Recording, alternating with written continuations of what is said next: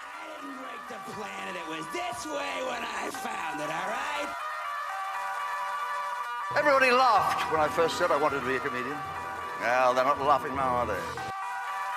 You know why it's laminated, don't you? To catch the tears of joy. It's a Celtic phoenix. People are thankfully being stupid again. Welcome to Gurus of Comedy. With your host, Dave Keeshan. Welcome to Gurus of Comedy. I'm back on the phone again with Alfie Noakes in the UK. We had a great chat there a few months ago and I said I'd get you back. And here we are. I can't believe that's already 4 months. Wow. But we were discussing lockdowns and how it affected the UK. But now here we're sitting and you guys in the UK, you're starting back into live gigs. You have them up and running. And what are you up to? Well, I personally, with the We Are Funny project, we're recording this in the first week of September, and I'm getting ready for my first live shows next week. We relaunch on the 14th, Tuesday the 14th, and on the 15th, back at our old venue, Falls, in the trendy part of London town of Dalston. Mm-hmm. But many of the nights have been running for easily a good couple of months now. Wow. There's a really good night called G&B, run by my friend Carl Wallace. He's done a masterful job of doing online gigs throughout, and now he's doing a degree of online gigs and many weekly live gigs. So the scene's been emerging over a couple of months. Now, have you been out? Yeah, have you been out to any of them? Have you seen like what the numbers are like, or the audience is back? They mad for it? No, I've got to be honest. I spend so much time in a room promoting shows, running shows, emceeing shows, even after an 18-month break. Going to, we're talking about open mic level comedy here. My shows at least have pro and semi-pro headliners. We've got the amazing Sarah Barron closing the show next week, who's been on Live at the Apollo and all sorts of amazing stuff, 8 out of 10 cats.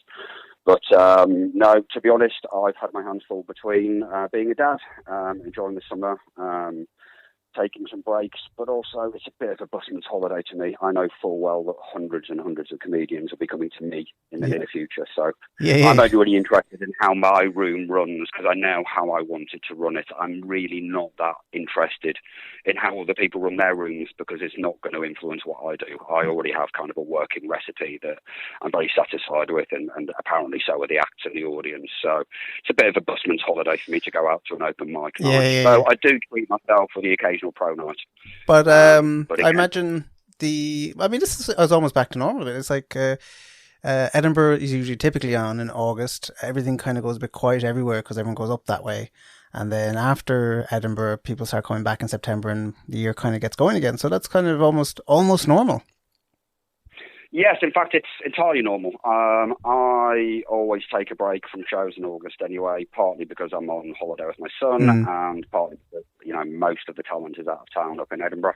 I tend to go up to Edinburgh every other year myself just as a punter because so many of the acts have been working out their Edinburgh show in 5 and 10 minute blocks in my room, and I'm really interested to see what the final hour-long show looked like. And obviously, it's a great time to be had. There's more action happening at the Edinburgh Festival than anywhere on earth other than possibly the Glastonbury Festival.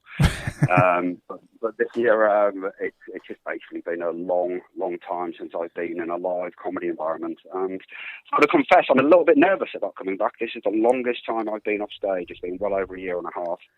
I've emceed over 1,000 shows. I didn't even think twice before I walked on stage as to what I was going to do or what I was going to say. It just became total muscle memory. But well, the only good thing about it is that everyone else is in the same boat. It's not like you went off and took a year out and then everyone's been kind of getting better and more match fit, and you come back and you're like, oh God, I'm not able to do this anymore. Everyone's in the same boat. No, I agree. I am totally aware of that. I would make a difference there, though, from the point of view is that, I'm an MC, not a comedian. I've always been really clear about that.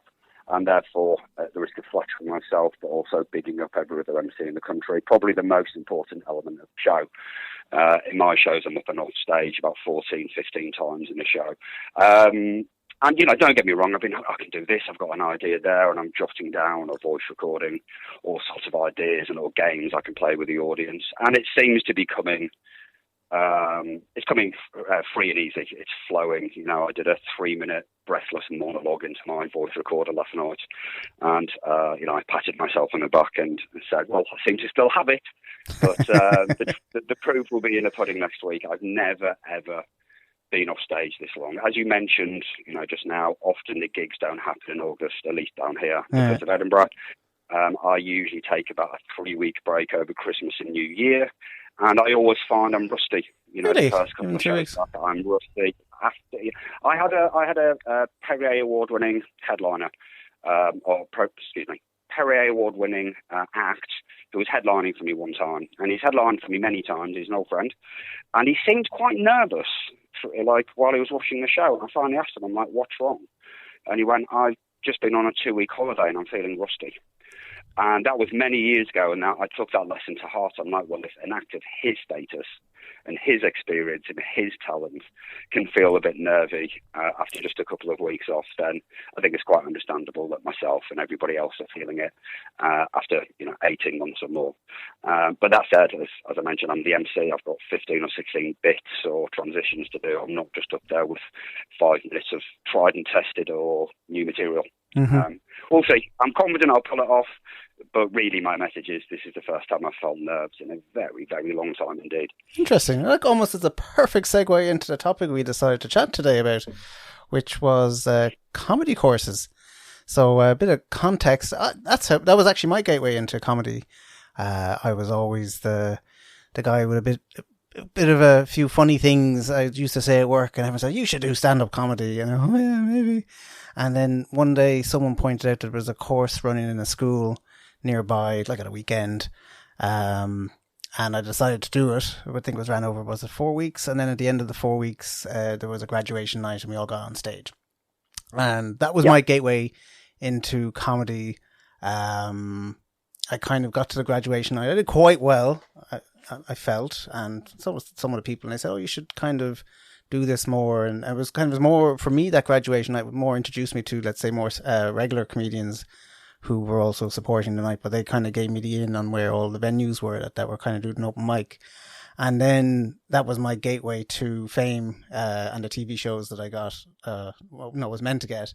But what's your experience on that? I mean, you've helped set up a few, from what I understand. Yeah, I mean, to be fair, I don't mean to split hairs here, but I'm going to draw the distinction between a course and a workshop. Mm-hmm. So I typically, depending which part of the history of We Are Funny project, we've been going over 8 years now, and I've been promoting for over 10, promoting and emceeing for over 10. People tend to fall to the word course, but I've actually, over the years, initiated a number of what I refer to more as workshops, because they just happen in a single day. So your experience there was 4 weeks long and then a showcase, I believe. And often some of the courses around London is you need to be available on the same 2 hours every Wednesday or whatever it might happen to be for, say, 6 weeks in a row. And then there's a showcase. And that means you're going to get 12 hours of tuition, 8 hours of tuition, some really good advice, presumably joke writing exercises and stuff to do from one class to the next, and then the showcase. And you're going to get lots of solid information. But certainly from London people, who are always so damn active and they start work early and it takes an hour to get to their job and everything else. It's quite a harsh commitment to be there at the same time, week in, week out, with parenting responsibilities and whatever else. So having run a couple of weekend-long courses, I kind of reverted to one-day workshops, kind of hard, fast learning with a limited amount of people in the room, and bringing in professional comedians to teach those various workshops. So I think I've had about 16 different topics as workshops over the years. Everything from ones I've done in the past will be writing comedy for television and for radio, writing sitcoms, mimicry and satire. And I've just set up this autumn run of workshops. As we're just coming back now, gigs in London kind of resumed around about July, I believe, and we're now in September. But to be honest, I felt in the competition with sunny weather, family reunions, the Euros, the Olympics, it's never a great time for comedy anyway. Mm-hmm. So seasonally, I typically run a run of workshops each autumn and each spring. So coming this autumn, I have got, the opening one is Stand Up Dressed Up, which is a character comedy workshop taught by the amazing Keith Platt, professional Yorkshireman. The guy behind the mask is, in fact, Howard Smith, who's also a business development advisor and a heavy metal singer with the band Acid Rain. He's quite fantastic. So he's going to kick off the series. And then after that, we've got the amazing Dave Thompson, He was Tinky Winky from the Teletubbies. Oh, really? Recently. Oh, wow. You didn't tell me you were such big stars, man. Yeah, he's also, I think he's very often Harry Hill's. Every time you say the Harry Hill show and there's a bloke dressed up in a squirrel suit who gets beaten up or something, it will be Dave inside the costume. Oh. But he's also, a truly excellent working professional comedian. I think I heard Stuart Lee himself say this in an interview on Radio 5 with Richard Bacon years ago, that Dave Thompson's the only person he's ever bought a joke from. So he's teaching 2 workshops for me this autumn, actually. We've got, he's teaching clowning and physical comedy on October the 9th, and then at the beginning of the following month, teaching how to write clean comedy. Because as you rightly points out, if you do rude comedy, that's great. The audiences in comedy clubs tend to like it, but it can restrict your options as far as getting booked for other pro gigs, be it television, radio, even cruise ships, family holiday venues, that kind of thing, campsites. So he's going to be teaching people how to do, come up with clean comedy. I myself now teach a couple of them. I'm introducing a new one, Stepping into Stand-Up, which is designed for acts who either haven't got up and done comedy yet, or they're within about the first 100 gigs. And this is effectively the live one-day workshop of an online course that I recorded during the lockdown, which can be purchased for the same price on the website, wearefunnyproject.com. And that's just jam-packed with information, not just on how to write jokes, but, good practice for navigating the scene, coming up with premises, and, how to engage with promoters and maximise your booking opportunities, and a whole lot more information. That's what partly kept me from going mad during lockdown, was writing and recording and editing that course. And right alongside it, I used to already teach the MCing for Open Mic course. That was a one-day workshop, and I've turned that into an online course as well. So that's coming back again. And then I've got the wonderful Harriet Brain coming in to teach. God, it seems like a really big list. Now I lay it out for you here. Yeah. I mean, I do pride myself on us offering a variety. Harriet Brain, award-winning comedian, she's coming in to teach musical comedy. And then probably the workshop that's run the most frequently over the years, run by Matt Price, is comedy storytelling. We've got that at the end of October. So I think that's about 7 or 8 different workshops for the autumn, and then we'll have a new run of workshops in the spring. And the whole point is they're fun days. If you book one of these workshops, I tend to try and favour people to get stage time with We Are Funny Project, because then they can apply some of what they've learned. And then on top of that, a new bonus is we're going to be launching an online comedy community writing group, coming with kind of tips and challenges and stuff as well.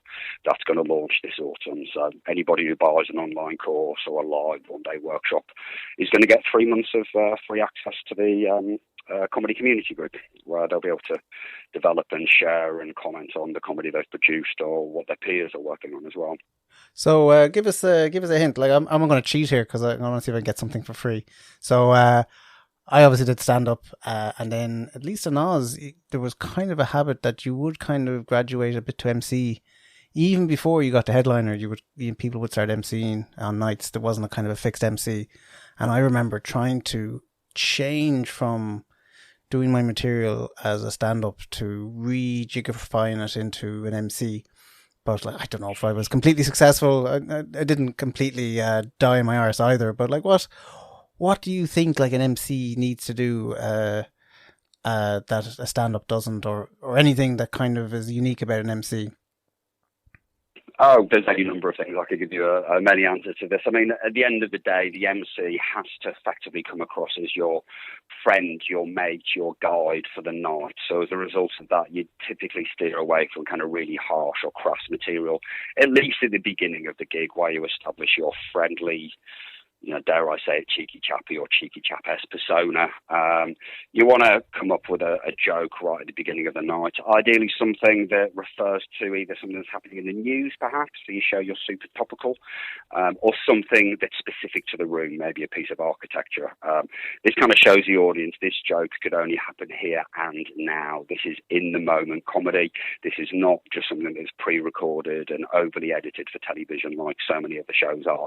So you win them over with a big laugh at the beginning. You want to be smiley and charming. You can get away with almost anything if you smile when you say it. And in no particular order, you've got 3 or 4 things you kind of have to do at the beginning of the night is introduce yourself and the night and what it is. So on our night, it's typically a new act, a new material night, headlined by a pro or semi-pro act. You want to do a little bit of housekeeping, explain, how the night works, what time you're going to take a break, what time you're going to finish, mention your headliner. You always name your headliner. You don't just say, we have a headliner. You say, we've got an amazing headliner for you tonight, and then name who that headliner is. And then you want to do a little bit of crowd work. And, one of the sad truths is, audiences who so often watch live comedy, quote unquote, live comedy at home, are quite scared of the MC. They've got a feeling that the MC is going to pick on them, when in fact the MC really only should unload on somebody who's disrupting the night. And my own policy is, and it's one that I put forward in the course, is, it's basically, it's 2 strikes, then you're out if somebody's in the audience is messing with the show. And there's nothing wrong with just politely asking them to, calm it down, that people have come to see whoever's on stage in front of the microphone, not them. And then maybe you want to give them a shot across the bows with some, witty put down. And then if they just won't shut up, then it's fun time for somebody like me, and you just, unload with both barrels to the shock and amusement of the audience. But it's really important to make it clear to the rest of the audience, audiences are to be cherished, is that you're there to be their friend. You're not there to pick on them. You're there to maybe have a little bit of a joke and tease them somewhat. But unloading on them, that's just something we say for people that are actively disrupting the show. And as I say, they typically get 2 warnings before, that happens. So typically working with the crowd, asking them some leading questions, the classic, you talk about being in Australia for a while. I was there too, doing the backpacking thing. And I'm sure the most common questions is, what's your name? What do you do? Where do you come from? And in the backpacking universe, they'll add, how long have you been gone? Because there's a hierarchy. The longer you've been away from home, the more awesome a human being apparently you are. So I'd tend to steer away. Obviously, that last question doesn't apply in a comedy room, but as an MC, I'd typically, it's fair enough to ask somebody their name, and, you can always make a joke about where somebody comes from. The fact is, you can be prepared. Let's just say it's my gig in London. Most people will be from north, south, east or west. Each part of London has its own kind of image and reputation, but it's also quite likely you're going to have somebody in from America or Canada or New Zealand or Australia. So it makes sense I have a joke to each of those regions or nationalities in my back pocket. So when I talk to somebody in the audience, hello mate, what's your name? Dave, nice to meet you, Dave, where are you from? And he says Australia. Then I do my Australian joke, and it gives the audience the impression that I'm unbelievably quick-witted, whereas in fact they're completely oblivious to the fact that I've teased an Australian with that joke 20 and 30 times in the previous year or however much. So a lot of what happens with the crowd is kind of predictable, and you can be prepared for yes, no, other, and then you think what the other might be and try and have a fast response ready. Obviously, it doesn't always run quite as smoothly as that, and, some natural wit and riffing always helps. And one of my favourite kind of tricks really is to do a thing that I call planting the seed, where you tell the audience you're going to ask them a question. You tell them what the question is. You tell them what your answer to that question is, which should, of course, be funny, most likely in the form of a funny story. And then remind them you're going to ask them. And then you go around the room and maybe even suggest there's going to be a prize, a pint or a glass of wine for who gives the best or funniest answer. And then go around the room and, see what the audience have got for you. But it's really important to never be rude or put the audience down. You're supposed to be their friendly mate leading them through the night. You don't want to be rude for no good reason. And it's really important to maintain your authenticity. So if an act comes on stage and just dies on their arse for 5 minutes straight, there is no thing of me coming back on and go, weren't they amazing, ladies and gentlemen? Because the act and the audience know they really weren't. And then I've just killed my own level of authenticity and integrity. So, I've got to find cheeky ways out of that where I kind of a nod and a wink to the audience that I acknowledge the act didn't do well.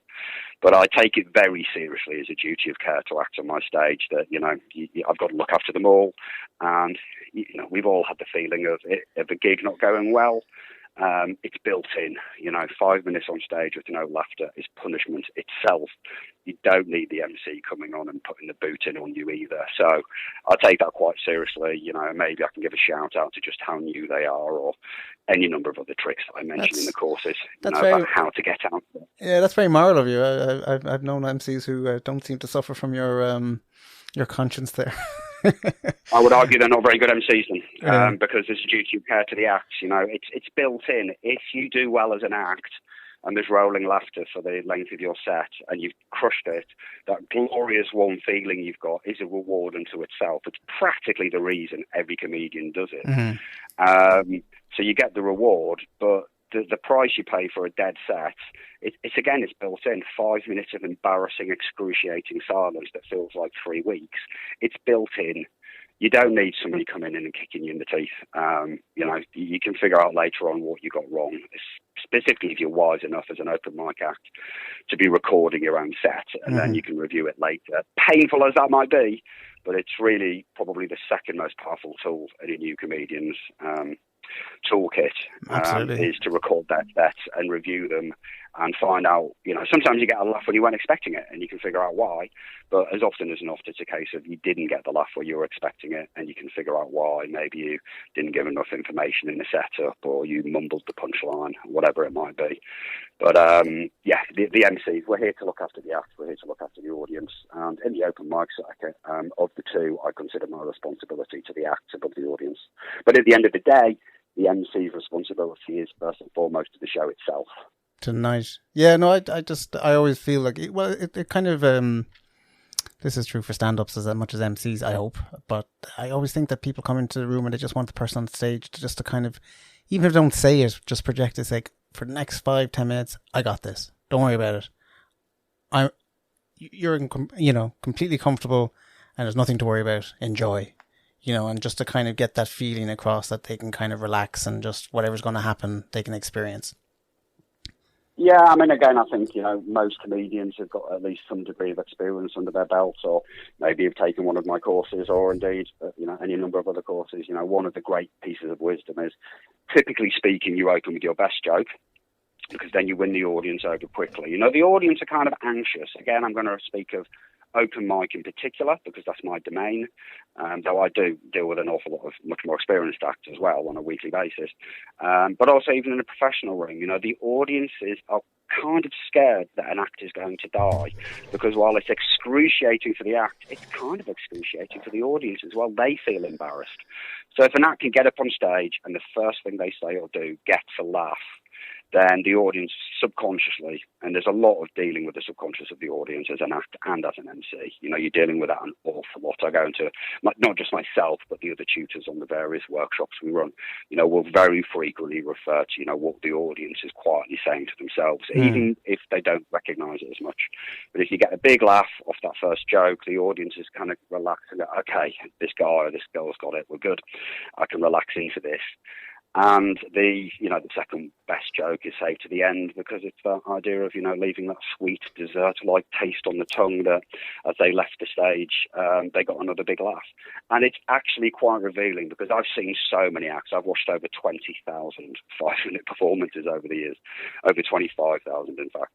I've watched over 500 people do their first ever gig, and I've watched many acts over the years, from their first gig or gigs to, you know, moving on to the pro circuit and television success and the like. So I've got a very good position to kind of watch what does and doesn't work. And what's truly amazed me over the years is how often a new act, or even a slightly more seasoned act, but maybe working out new material, you know, they know that thing of opening with your best joke and closing with your second best joke. So they get 2 big laughs out of 30, 40 seconds of material. But the other 4 minutes or so is cricket. It's just dying on its arse. Yet, when they leave on that second best joke, they have their banker joke, and the audience laugh. I can look around the room, and the audience genuinely seem to think they enjoyed the entire 5 minutes.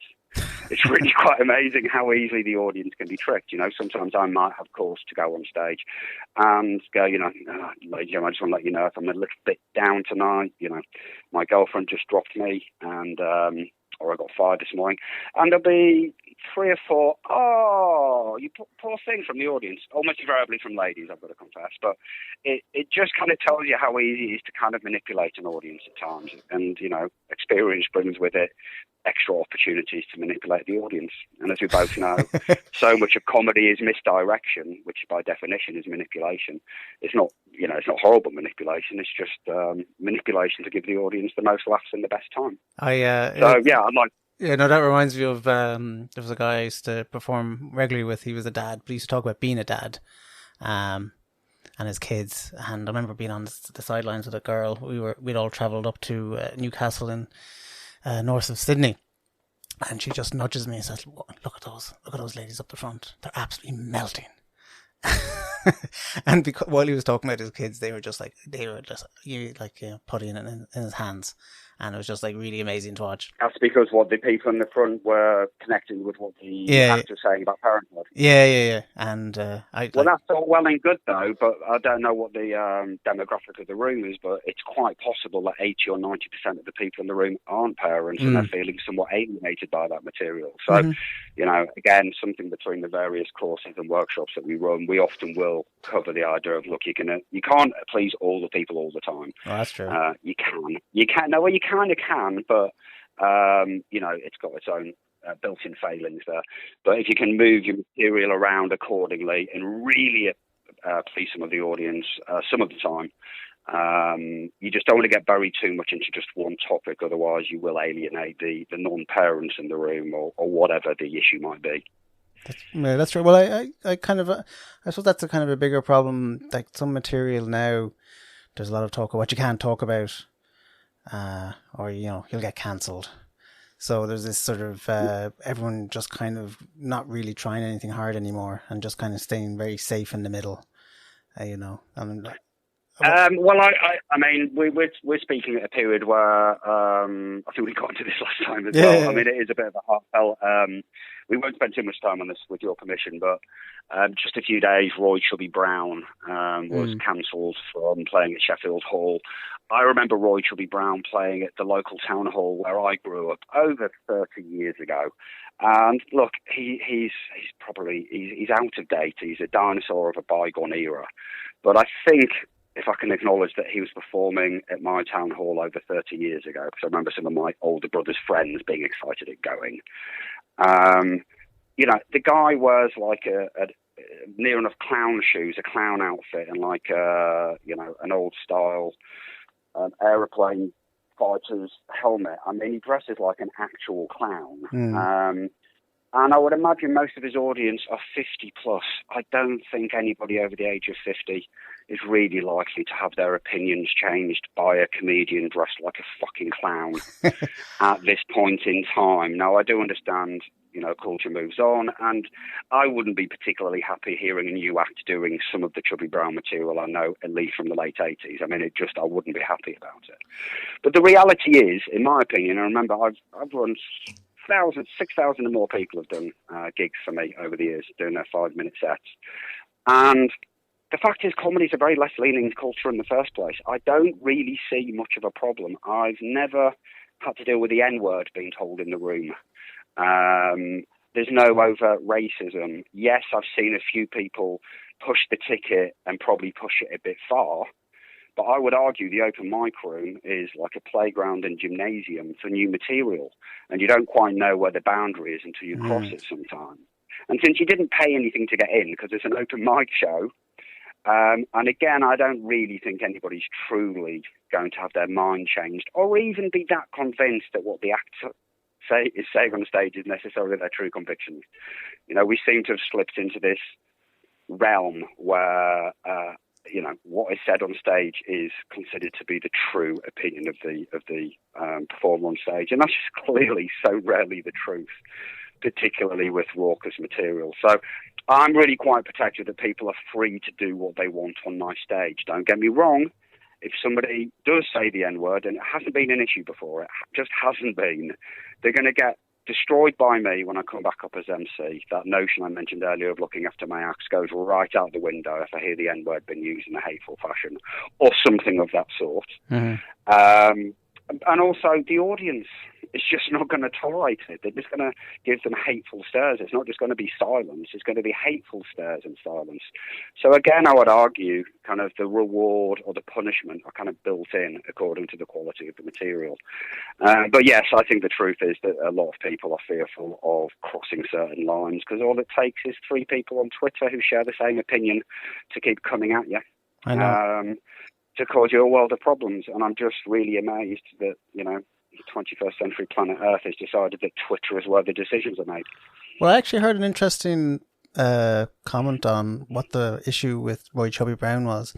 It was actually, someone suggested, and I suspect there might be some truth to this, it was actually to do with the staff employees who might have problems with it, and they have a legal requirement to a safe workplace.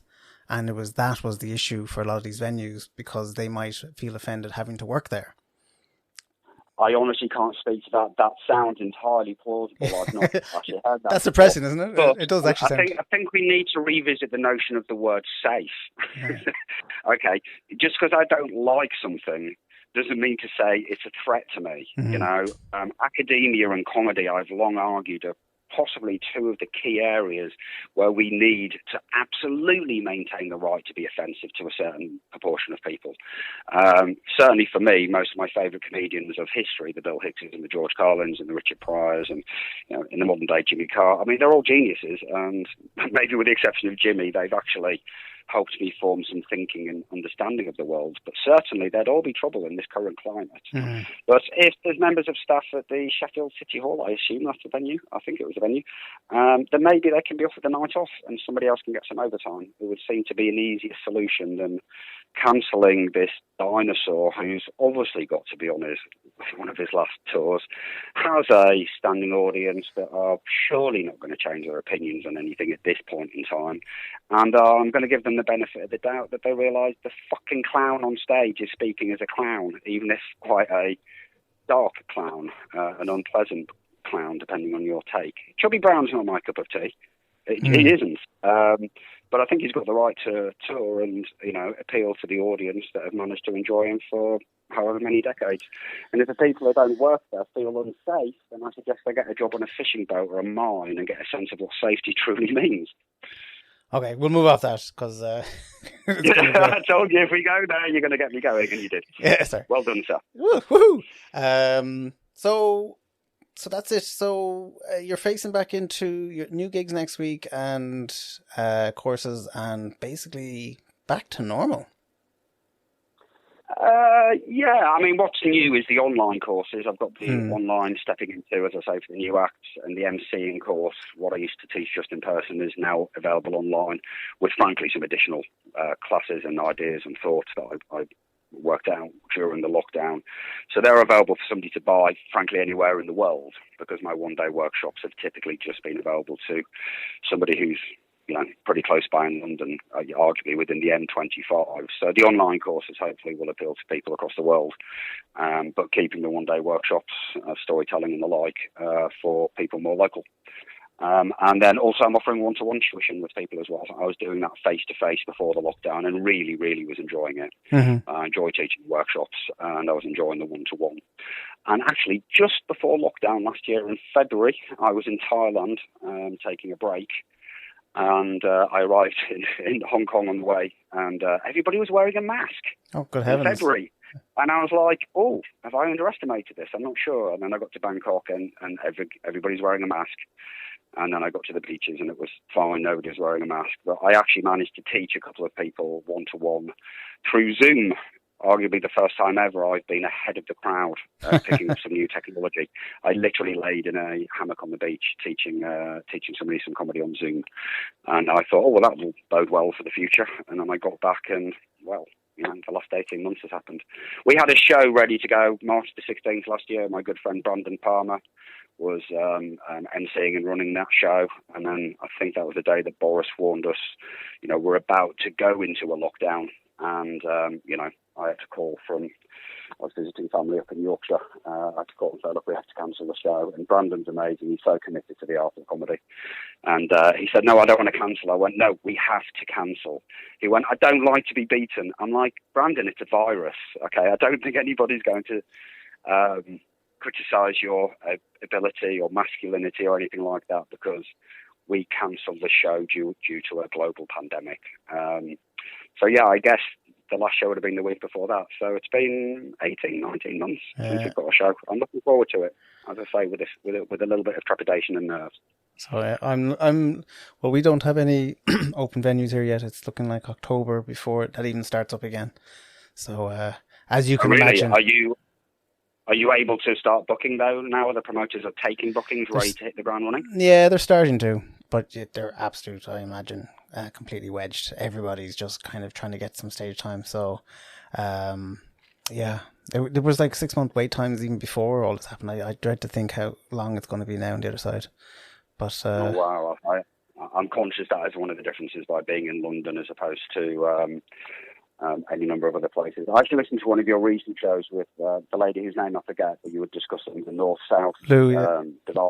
Mm-hmm. Julia, and she mentioned about she was delighted to find a gig in London that was a non-bringer. Mm-hmm. I would like to point out that We Are Funny Project gigs are non-bringers. There's so many gigs in London, the bringer aspect's often really kind of necessary to justify the gig going ahead and the venue giving them the room. But I am proud to say We Are Funny's never been a bringer gig. So cool. If you let your friend know, if she ever comes down to London, give me a holler. She doesn't need to bring a friend. She'll just find new friends when she arrives. Fantastic. Well, Lou, check that out. I think we'll wrap it up at that. So best of luck with starting up next week. Anything else before we pop off? No, I think you've covered everything, and if you haven't, I have. So no, I've enjoyed the conversation, Dave, and I hope to get some good bookings in to get back on stage yourself in the near future. Cheers. Yep, I'm looking forward to it. Right. I'm desperate for people to laugh at my inadequacies. It's just I've only had my family to do that for the past 18 months. Well, welcome back to the game. Lovely. All right, Alfie, sure. Hopefully we talk to you again. Bye. Thanks, fellas. Take care. Bye-bye.